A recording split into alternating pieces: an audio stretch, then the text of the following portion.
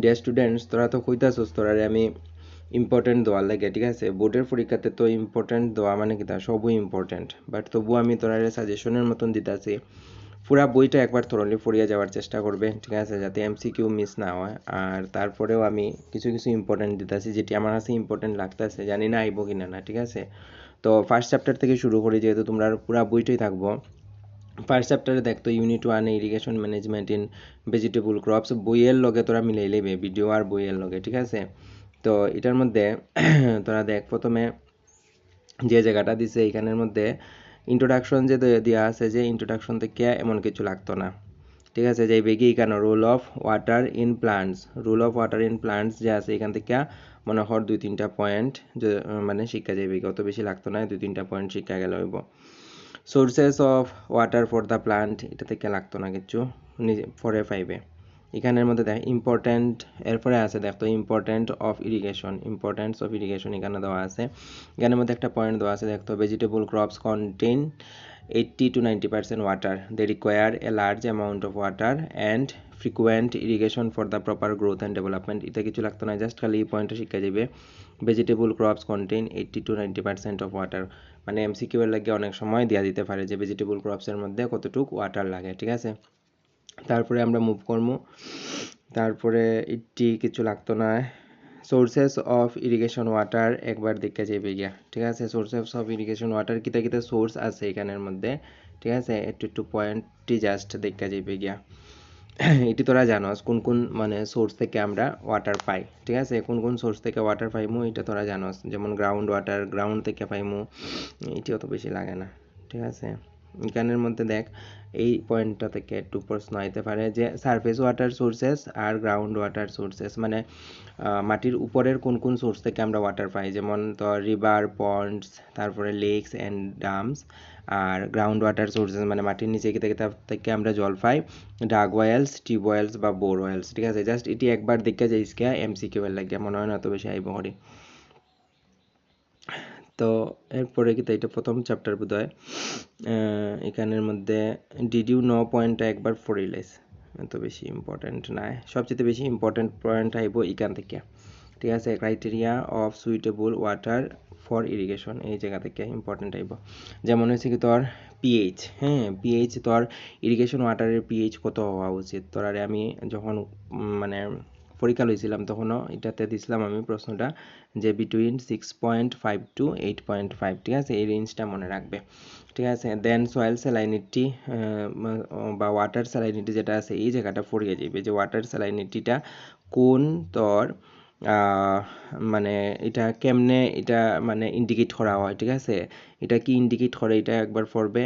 দেন এখান থেকে দেখবে যে তোরা একটা ইউনিট দেওয়া থাকে এটার মধ্যে, এখানে ইসি, ঠিক আছে? এই যে পয়েন্টটা, এটা হচ্ছে কি সাইমেন্স পার মিটার, ঠিক আছে? এই জায়গাটা পড়িয়ে যাবে যে এটারে কোন ইউনিটে তোমার কাউন্ট করা হয়, ঠিক আছে?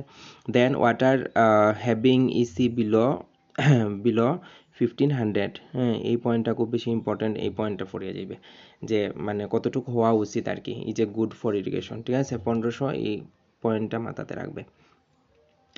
দেন তোরা এরপরে যাইবে যে সোডিয়াম অ্যাবসর্পশন রেশিও, তোমরা আমি যখন পড়াই তখনও তোরা আগের ভিডিও রেফার করতে পারোস, ঠিক আছে? আগের ভিডিও দেখিয়া তোরা এখান থেকেও দেখতে পারো যে সোডিয়াম অ্যাবসর্পশন রেশিও মানে কারে হয় বা কোন জিনিস, এটা হয়েছে কি তোমার একটা relative proportion sodium to calcium and magnesium in water, ঠিক আছে? তাহলে একটা টান দিয়া তোরা যেমন এরকম টান দিয়া উপরে থাকবো তোরা সোডিয়াম, আর নিচে তোর কিটা থাকবো, নিচে তোর হইব কি calcium, calcium plus Ca2 plus, এগুলো তো জানোস, অ্যান্ড তোর ম্যাগনেসিয়াম 2 প্লাস, মানে এই ইকুয়েশনটারে আমরা কই যে সোডিয়াম অ্যাবজর্পশন রেশিও, যেহেতু একটা রেশিও মানে এই এরকম থাকলে এটারে কোয়া হয় রেশিও, বুঝছিস নি? বাঘ ফর্মে যদি থাকে তাহলে এটারে হয় রেশিও। তো এখান থেকে ফর্মুলা না হইতে পারে, বাট এই লাইনটা আইব it should be below 10 for irrigation water, very very important, ঠিক আছে? এমসিকিউ এর লাগিয়া এই জায়গাটা মানে খুব বেশি ইম্পর্টেন্ট যে সোডিয়াম অ্যাবজর্পশন রেশিও কতটুকু হওয়া উচিত, যে এটা বিলো 10 হইতে লাগবো, বুঝছিস নি? দেন আমরা মুভ করবো residual sodium carbonate and bicarbonate concentration, এটাও কিন্তু তোমার যে সেফ জোন যেটা আছে এটা সবসময় পড়বে, এটা সেফ জোন হচ্ছে কি 1.5 মিলিগ্রাম পার লিটার, ঠিক আছে? এটা খুব বেশি ইম্পর্টেন্ট এখান থেকে। দেন এটা হচ্ছে গিয়া দেখো এরপরে following measures can be adopted, এই জায়গাটা একটু পড়িলাইস যে following measures can be adopted for measurement of water quality, কোন কোন জিনিস আমরা মাথায় রাখতে লাগবো, ঠিক আছে, যে ওয়াটার কোয়ালিটি চেক করতে গেলে কোন কোন জিনিস আমাদের মাথায় রাখতে লাগবো, এই পয়েন্টটি একবার পড়িস 2 মার্কের লাগিয়া অনেক সময় দিলা এটি। তারপরে বুরন বেশি মানে খুব বেশি ইম্পর্টেন্ট, বুরনের কনসেন্ট্রেশন, ইভেন আমরাও যখন কলেজে আসলাম তখন এই পয়েন্টটা দিছিল যে বিলো 1 ppm, ঠিক আছে, বুরন কন্টেন্ট লাগে তোমার ইরিগেশন মানে ওয়াটারের লাগে। তাইলে এই জায়গাটা কিন্তু খুব বেশি ইম্পর্টেন্ট। এই যে 5টা পয়েন্ট আছে যে সোডিয়াম অ্যাবজর্পশন রেশিও, পিএইচ, তারপরে হচ্ছে কি তোমার ওই যে বুরন টুরন যেগুলো আছে, এই পয়েন্টটি কিন্তু খুব বেশি ইম্পর্টেন্ট, এটি তোমরা পড়িয়া যাইবে। দেন মুভিং টু দ্য নেক্সট, এটা হচ্ছে কি কোয়ালিটি টেস্টিং ইনস্ট্রুমেন্ট, ওই আগের ইটি ওই ইসি মিটার কেমনে কাজ করে জাস্ট একবার দেখে যাবে, ঠিক আছে, ইসি মিটার কেমনে কাজ করে। দেন ইলেকট্রিক্যাল কন্ডাক্টিভিটি মিটার, এটা কেমনে কাজ করতেছে, এটা কোন ইউনিটে, আগেও তোমরা পড়ে আইছো, ঠিক আছে। তো এখানে দেখো ইট রিপোর্টেড দ্য টার্মস, এখানে কয়েকটা ইউনিট দিয়া দিলাইছে এমসিকিউ এর মধ্যে, যেমন তোমার যদি দেওয়া যায় সাইমেন পার মিটার, সাইমেন পার সেন্টিমিটার, সাইমেন্স মিলি সাইমেন্স পার সেন্টিমিটার, এরপরে আর একটা অপশন দেওয়া দিল যে না মানে অল অফ দিস, তাইলে আনসারটা হইব কি তোমার অল অফ দিস, ঠিক আছে, এমসিকিউ এর মধ্যে, ঠিক আছে।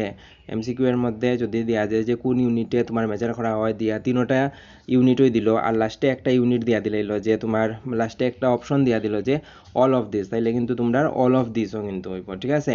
তো এইসব ছোটো ছোটো ট্রিক্স তোমরা মাথায় রাখবা, রাখিয়া এক্সামে গিয়ে বইবা। দেন এক্সারসাইজ আই গেছে, মানে ফার্স্ট চ্যাপ্টার আমরা এটি শেষ, আর এমসিকিউ যেটি আছে পিছনের দিকে, ঠিক আছে, এমসিকিউটি ভালোভাবে দেখে যাইবি, যেহেতু টাইম কম, আগে থেকেও তো তোর আর কিছু পড়া আছে, time com, MCQ fill in the blanks যতটুকু সম্ভব তোমরা ফিল আপ করিয়া তারপরে তোমরা ওগুলো পড়ে যাওয়ার চেষ্টা করবা। তো ফার্স্ট চ্যাপ্টার থেকে আমার লাগতেছে যে এগুলো ইম্পর্টেন্ট, এগুলো আইতে পারে, বাট তবুও তোমরা একবার থরলি পুরা বইটাই পড়িয়ে যাইও, ঠিক আছে, ফার্স্ট চ্যাপ্টারের এ টু জেড পড়িয়ে যাইও, লাস্টের এমসিকিউ যেগুলো আছে ফিল ইন দ্য ব্ল্যাঙ্কস যেগুলো আছে এগুলো কিন্তু অ্যাভয়েড করবে না, এগুলো ভালোভাবে দেখে যাইও।